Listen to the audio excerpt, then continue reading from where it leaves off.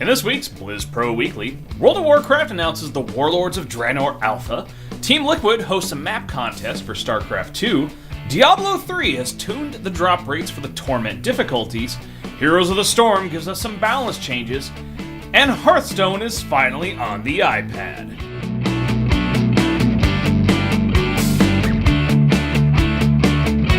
Hey guys, welcome to the newest episode of Blizz Pro Weekly. As always, your fantastically bearded host, yes, haircut, beard trimmed, looking all svelte today, Chris Arnone. Let's get straight to it. We got a lot of content to go over this week. World of Warcraft.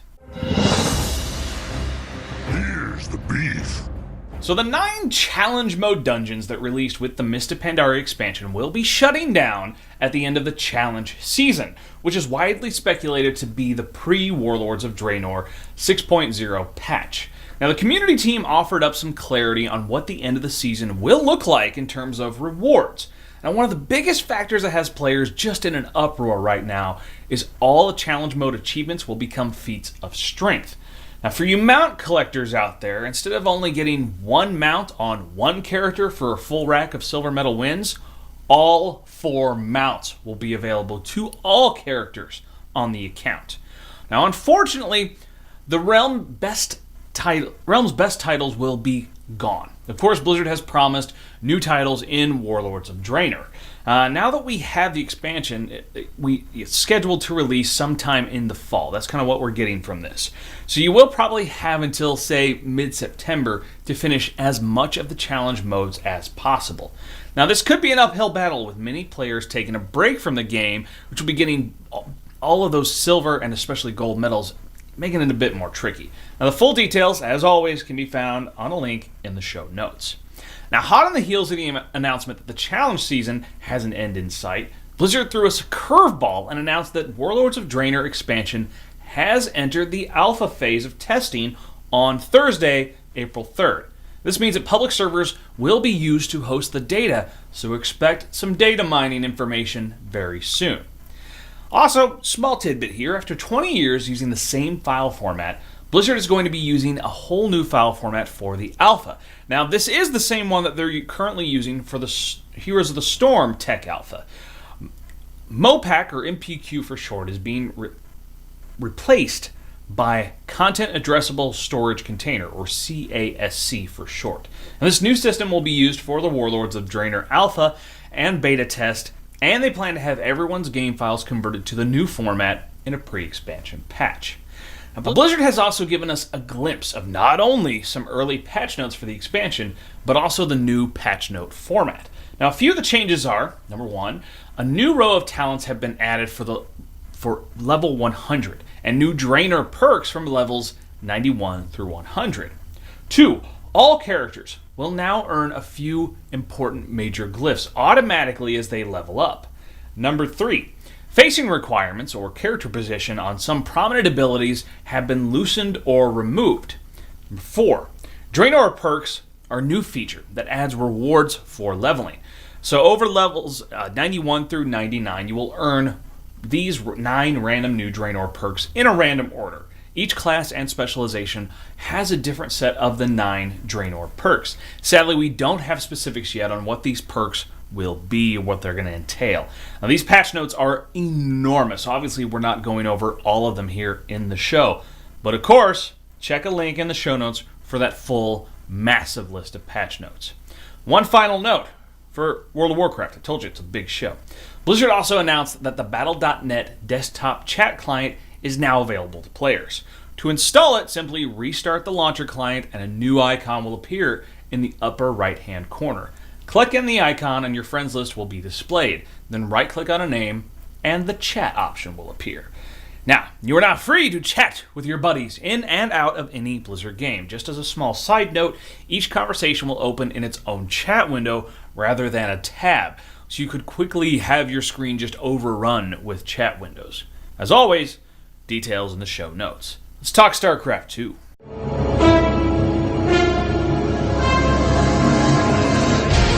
You want a piece of me, boy? Team Liquid has announced a new map contest for one-on-one and team melee maps. Like their previous contest, the winning maps will be considered for use in the official 2014 Ladder Season 3 map pool. Last year, winning maps Frost and Yansu were added to the map pool. So get your creative juices going and check out the show notes for a link for the full rules on this awesome contest.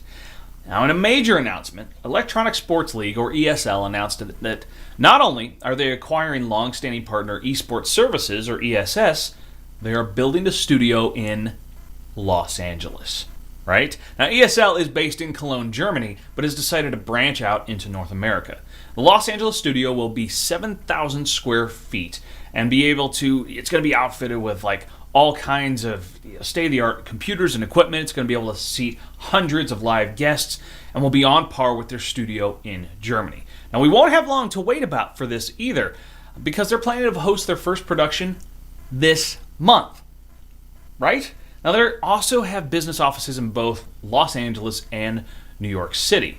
Esports is certainly here to stay, baby. Now, check out the details in the show notes and keep an eye on BlizzPro.com for more information on this first production as soon as it becomes available. All right, Demon Hunters, I know you're reaping the souls right now, so let's talk about it.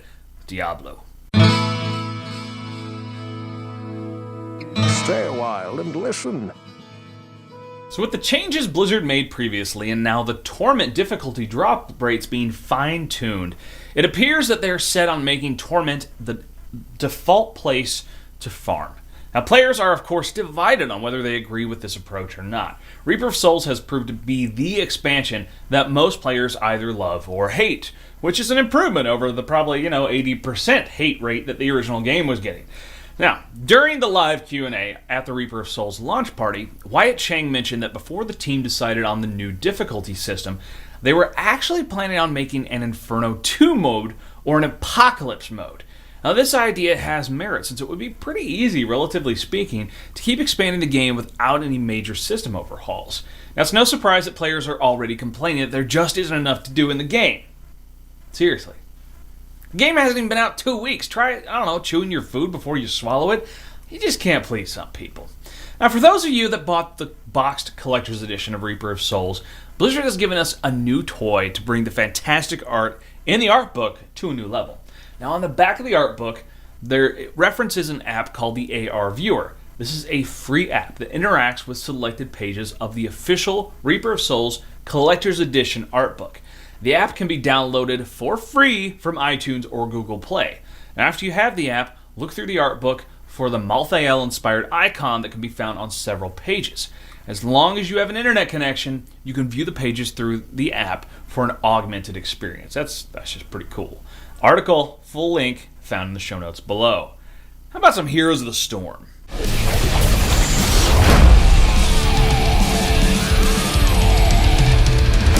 Now, even though Heroes of the Storm is in the early stages of tech alpha, players have already started demanding changes.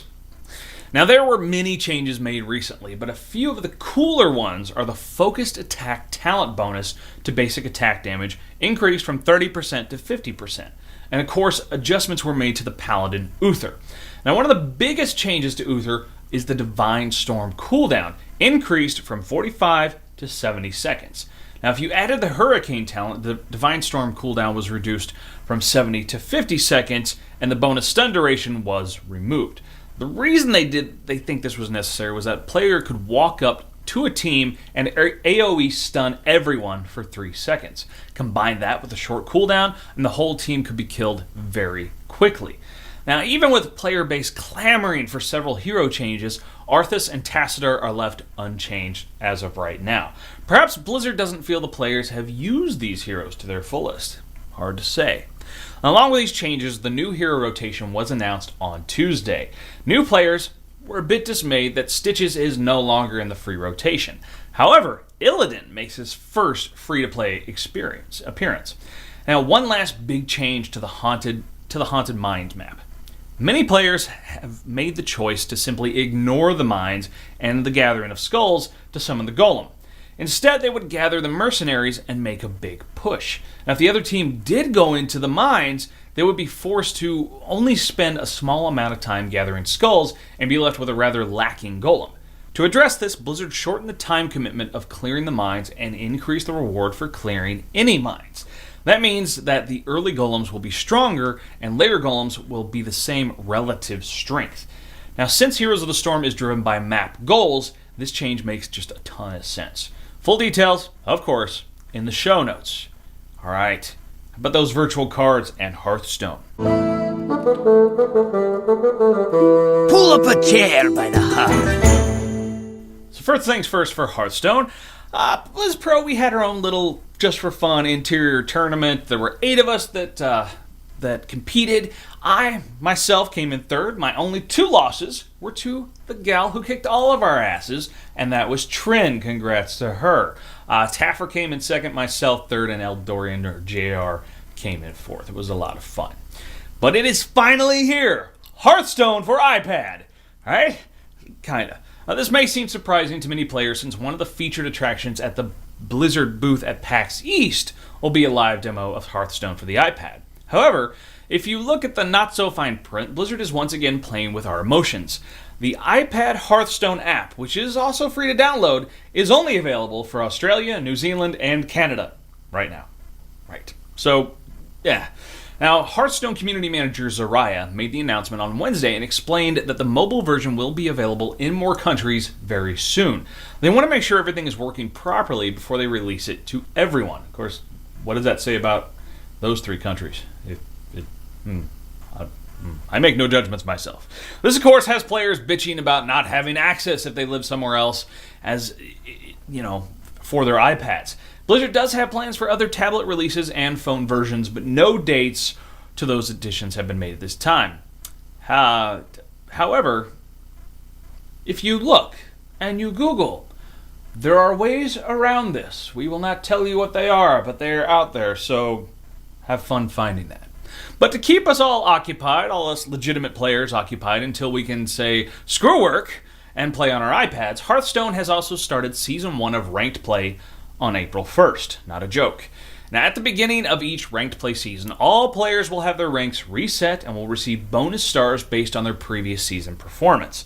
The reward for playing at the Pandemonium Ranked Play season is the Pandaria card back. Now, to get your card back, simply hit rank 20 in Ranked Play mode, and the card back will be in your collection at the end of the season. You can also earn the Legend card back as soon as you achieve the Legend rank in Ranked Play. Full details, as always, in the show notes. Now let's get to one of our new favorite segments. Blizz Pro is going to call some shenanigans. So once again, we have all survived the annual day the internet becomes fucking useless. April Fool's Day. This is a day where people are just really, really cautious. Personally, I got on Twitter in the morning. I said basically fuck it to the internet and logged off for the day. It's so full of bullshit. You really can't believe anything you hear, read, see. As gamers, we expect the silliness to abound. Blizzard did not disappoint this year. From announcing new games such as the Happy Reaper, Blizzard's take on Flappy Bird, and an adorable Malthael gathering souls, destroying Nephilim, and avoiding obstacles to Blizzard's fighting game, Blizzard Outcast Vengeance of the Vanquished, a Mortal Kombat style game where you play heroes such as D. Kane, Kael'thas Sunstrider, Baneling, and the Treasure Goblin, just to name a few. Along with introducing a snazzy joystick they announced that will be available for PC, Mac, and an arcade cabinet. Now, of course, no April Fool's Day joke would be complete without some patch notes. So a few of the favorites here. There were so many. Blizzard really went out of their way on this one. 1. To ensure the game can maintain its current age group ratings, Garrosh Hellscream will now be Garrosh Hexscream, and Cult of the Damned will be renamed to Cult of the Danged. Right? Number 2. To prevent confusion over whether you are playing a card game or returning to town, the Hearthstone will now be called the Home Rock. Not as good, but yeah. Number 3. New paid service called Character Bust.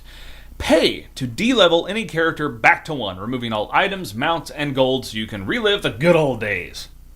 Right? Number 4. The acquisition of a the addition of a Proving Grounds Medal of Silver or better being required to queue for Warlords of Draenor heroic dungeons. A Medal of Gold or better is now required to post in the forums. Ha, but yeah. Number 5, Blizzard also released a new Artcraft article featuring the female Draenei updated model. Now this was an obvious April Fool's joke. The model showed her with crossed eyes, a derpy face, some body hair, and a lore change to be a petulant teenager with new emotes like /whatever and /twerk. Vocal Minority has been just screaming about how sexist this really was. But, I mean, really? To me, they weren't really making fun of women. They were making her look more like Derpy Hooves from My Little Pony and behave more like Miley Cyrus than a serious WoW character. Sexism, though? I don't see it. Neither does Liz. Not saying Blizzard has a perfect track record in this regard. Yeah, I just don't see it this time. But, to each their own. More than anything, though, the vocal outcry was that people were bitching about how Blizzard was creating all these April Fool's jokes rather than giving us more legit Warlords of Draenor news. Oh, it's terrible. But, Paul, what were they saying last year? There was... I seem to recall something, what was it? April 1st came and went, and nary a prank or joke did come, at least related to World of Warcraft or Diablo 3. And of course people on the internet started getting all pissed off and mad that there was a lack of jokes, which is pretty funny considering that most years people bitch and moan about them making too many jokes, but, yeah, what does it for some doesn't do it for others. Community manager Zarim made a statement on why. They basically said they had some plans, they didn't really pan out. They were busy with the community, and the web team has been with Diablo 3 on consoles, PAX East, the Hearthstone reveal, and the event restructuring of WCS. So they just really didn't have time to put together a good, prank joke kind of thing. Now, people are starting to take this out of context as well. The internet, y'all just get butthurt for no reason. They're saying that Blizzard just wasn't working hard enough in years past and making all this, other bullshit. All right, if you want funny, come watch me. Get on Facebook and look at all your loser friends. The funny is everywhere. It doesn't need to come from Blizzard every year.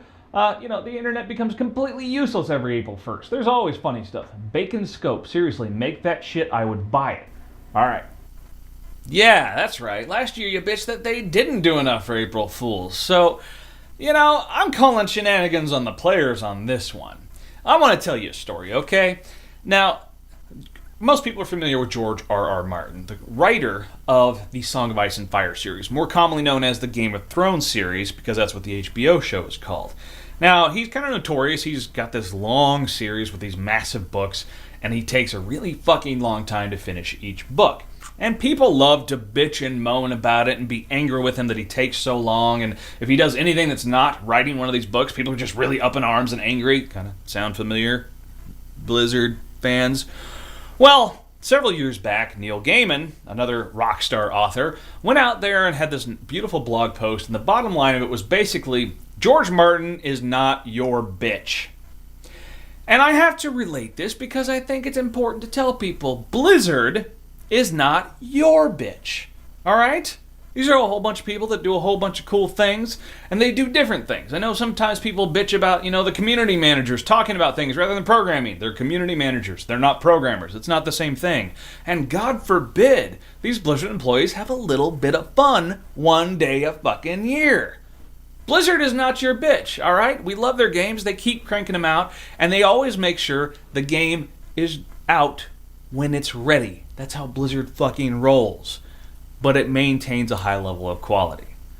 So, in closing, though this is not a bitch session, we're calling shenanigans because Blizzard is not your bitch. That does it, though, for this week's show. Subscribe to us right here on YouTube. Also, iTunes. Throw down the comments. We'd love to see the comments. Of course, check out blizzpro.tv. You want to listen to and subscribe to all those awesome shows. The Edge, The Spotlight, and Don't Kick My Robot. Me, I'm all over the internet. Twitter, Facebook, Tumblr, Goodreads author, Amazon. My book is out there. It's also on Barnes & Noble and all kinds of other cool places.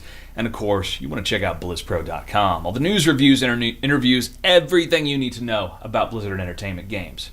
Stay beardy, my friends.